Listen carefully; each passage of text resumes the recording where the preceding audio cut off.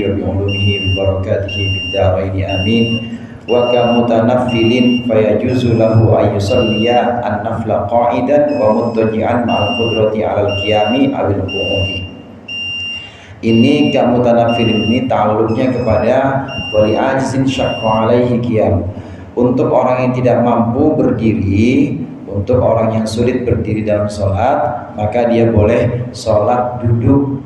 Untuk sholat duduk dalam sholat wajib dia boleh duduk kalau memang tidak mampu. Kamutanaffilin sebagaimana orang yang sholat sunnah. Artinya sholat sunnah ini boleh dalam keadaan duduk meskipun dia sehat, meskipun dia mampu.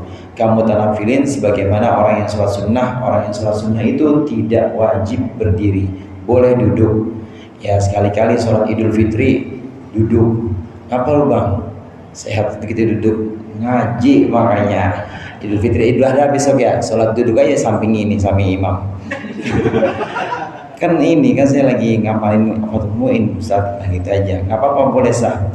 Fayajuzu lahu an yusalliya an-nafla, maka bolehlah untuk orang mutanaffil, orang yang sholat sunnah, dia sholat al-nafla akan sholat sunnah qa'idan dalam keadaan duduk, wa muttaji'an dalam keadaan tidur miring ma'al qudrati beserta mampunya dia alal qiyami untuk berdiri awil qu'udi atau duduk. Boleh orang yang sholat sunnah itu sambil duduk atau sambil tidur miring. Muttaji itu tidur miring yang dimaksud sebagaimana yang kemarin kita bahas, yaitu dengan sisi kanan sebelah badan kita, sebelah kanan badan kita. Ini boleh kita duduk, boleh juga kita tidur miring. Namun hadirin nanti di sini kita baca wa yalzamu al-muttaji'a, dan wajiblah akan orang yang tidur miring apa al-qu'udu lirruku'i, duduk untuk ruku', awis wasujudi dan untuk sujud. Amma mustalqiyan fala yasihu, adapun orang yang celentang fala yasihu maka tidaklah sah ma'imkan ittija', beserta mungkinnya dia tidur miring, Yang dimaksud dengan tidur miring itu ittija dengan sisi kanan sebelah badan kita, sisi sebelah badan kita yang sebelah kanan.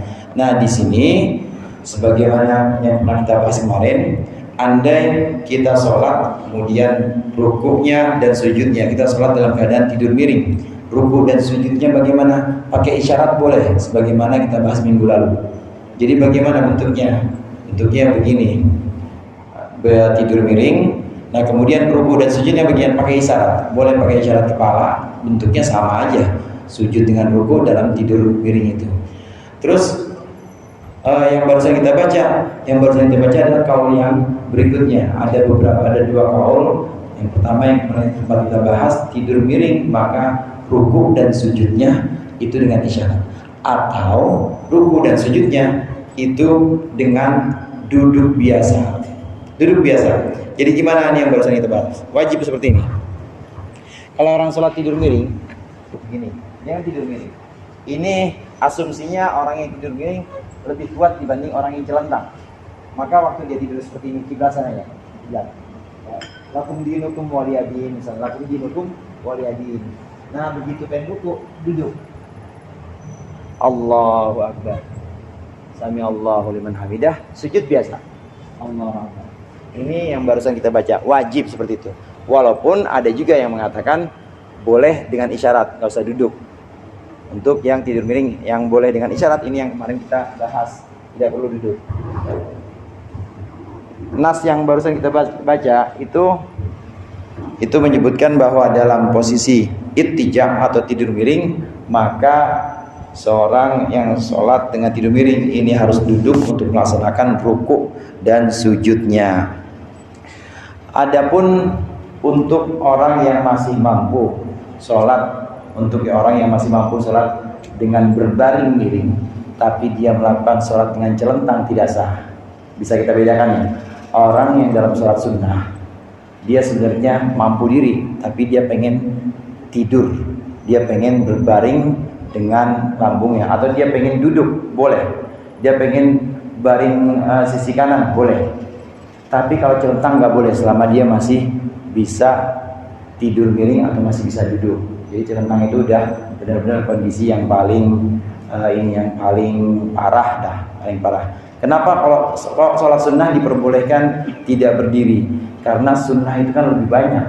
Kalau sholat wajib berapa sehari? 5 doang. Sunnah kan banyak. Ada sholat isyraq, ada qobliyah, ada ba'diyah, ada duha, ada qobliyah asar, kemudian ada ba'diyah maghrib isya, belum lagi tahajud, belum lagi sholat hajat, belum lagi sholat wudhu. Saya tahu orang sini ya kagak pernah semua. Wajibnya aja kadang-kadang tinggalan. Nah, kenapa kalau sholat sunnah kok boleh duduk? Karena memang sunnah itu banyak sekali. Maka kalau dipaksakan untuk berdiri itu menyulitkan, boleh duduk meskipun dia dalam keadaan mampu atau sehat. Khusus untuk sholat sunnah diperbolehkan. Yang celentang ini sudah pada opsi yang terakhir kalau benar-benar tidak bisa. Bahkan ada yang mengatakan bahwa orang yang masih mampu duduk dalam sholat sunnah, maka dia tidak boleh tidur miring, berbaring, tidak boleh berbaring, apalagi celentang. Ada kalau yang mengatakan seperti itu, karena ini merusak bentuk sholat. Kenapa merusak bentuk sholat? Yaitu tadi, habis tidur mau ruku dia duduk dulu, Allahu Akbar, sami Allahu liman hamidah, kemudian sujudnya duduk, dan merusak bentuk sholat. Beda dengan yang memang asalnya duduk, ruku, i'tidal, kemudian sujud. Itu bentuk sholatnya tidak terlalu buyar. Adapun yang tidur miring atau berbaring ini bisa benar-benar buyar. Wa fil majmu'i, dan dalam kitab al-majmu' itolatul qiyam disebutkan, itolatul qiyam bermula memperpanjang berdiri itu afdhalu, lebih utama, min takfirir rakaati, ketimbang memperbanyak ruku.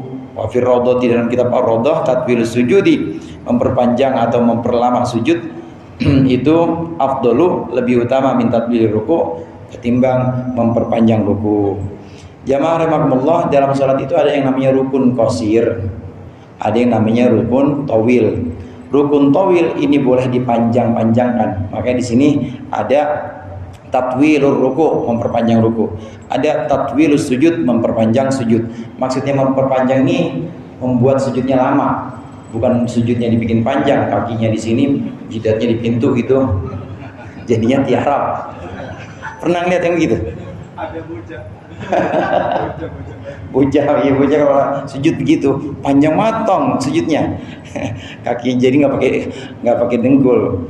Yang dimaksud dengan memperpanjang di sini, yang dimaksud adalah memperpanjang waktunya agak lama, bukan memperpanjang jarak antara telapak kaki kita dengan jidat kita atau tempat jidat kita nempel, bukan. Disebutkan di sini dalam kitab Ar-Rawdah, memperpanjang sujud itu lebih utama daripada memperpanjang ruku. Dua-duanya boleh. Ruku diperpanjang boleh, sujud diperpanjang, diperlama, diperpanjang waktunya boleh. Tapi lebih bagus memperpanjang sujud dalam sholat sunnah, terutama yang sholat sunnah sendirian. Kalau sholat sunnah terawih, jangan diperpanjang sujudnya, besok dicoret sama DKM.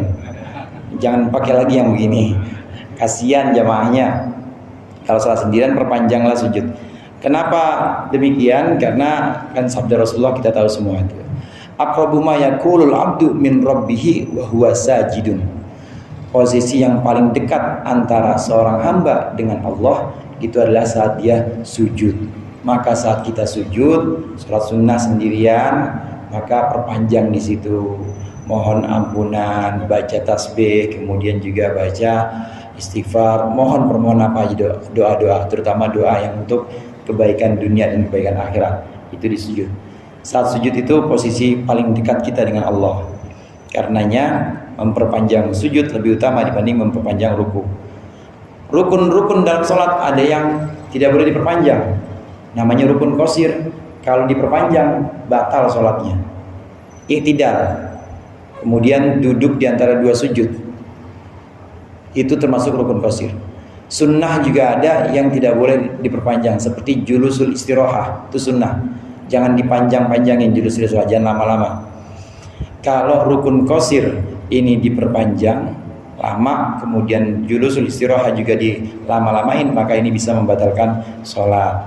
Kecuali kalau ada tuntunan yang memang mengharuskan itu, seperti kunut pada i'tidal rakaat kedua subuh, atau kita sholat tasbih emang tambahan subhanallah alhamdulillah kan agak panjang, maka boleh.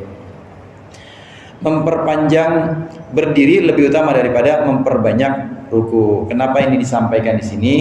Ini untuk memastikan bahwa posisi berdiri dalam sholat sunnah itu tetap lebih utama dibanding duduk.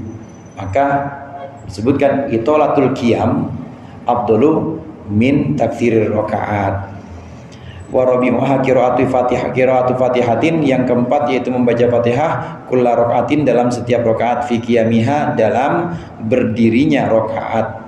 Di khabar syaikhaini, karena khabarnya imam dua syekh, maksudnya adalah Imam Bukhari dan Muslim, la salata liman lam yaqra bi Fatihatil kitab, tidak ada salat yang sah untuk orang yang tidak membaca Fatihah. Fatihah maksudnya pembuka kitab itu Al-Fatihah, ai fi kulli rakaatin. Ini adalah rukun salat yang keempat. Rukun salat yang keempat yaitu membaca Fatihah setiap rakaat. Dalilnya apa? Dalilnya adalah sabda Rasulullah yang diriwayatkan oleh Imam Bukhari juga Imam Muslim, la sholata liman lam yaqra bi Fatihatil kitab. La sholata itu tidak ada sholat. Ini maksudnya adalah tidak sah. Ini yang dinafikan di sini adalah sahnya, bukan sekedar sempurnanya. Karena ada juga yang la nafi dinafil jinsi, itu ada yang menafikannya bukan sah, tapi menafikan apa? Menafikan kesempurnaan. Seperti misalnya la dina liman la aqla lahu. Maka yang Sayyidina Ali, tidak ada agama, ini maksudnya bukan agamanya semuanya salah atau agamanya nggak diterima sama Allah, bukan, tapi itu la dina kamilun, tidak ada agama yang sempurna. Ada la linafil jinsi untuk sah, seperti ini menafikan sah, ada yang menafikan kesempurnaan. Kalau ini menafikan sah. Rukun salat yang keempat yaitu membaca Fatihah setiap rakaat. Asal ada orang sholat tidak membaca Fatihah, maka tidak sah. Setiap rakaat harus baca Fatihah. Kan sunnah doang Ustaz. Meskipun sholat sunnah tetap wajib baca Fatihah. Dan Fatihah itu dengan Bismillahirrahmanirrahim. Nanti di belakang kita akan lihat bahwa termasuk ayat Fatihah itu adalah Bismillahirrahmanirrahim. Kemudian ini adalah dalam setiap rakaat. Setiap rakaat yang dimaksud di sini, kalau jumlah sholatnya 4 rakaat, ya berarti Fatihahnya 4 kali. Dan adanya pada posisi berdiri fi qiyamiha, tidak boleh diganti di tempat-tempat yang lain, harus dalam posisi berdiri. Illa rakaat masbukin, kecuali rakaat makmum masbuk. Kalau rakaat makmum masbuk, yaitu makmum yang tidak sempat membaca Fatihah karena dia tertinggal oleh imam, maka dia boleh nggak baca Fatihah. Khusus makmum masbuk ya, dia boleh langsung rukuk ngikutin imam. Karena kalau tidak seperti itu, maka nggak dianggap ini nggak dianggap berdirinya dia dan rukunya ini nggak dianggap sebagai satu rakaat. Makmum masbuk boleh tidak baca Fatihah karena sudah ditanggung oleh imam. Rukun sholat yang keempat membaca Fatihah, insyaallah akan kita lanjutkan pada pertemuan yang akan datang. Dikurangin saya maaf. Wallahul muwaffiq ila aqwamit thoriq. Assalamualaikum warahmatullahi wabarakatuh.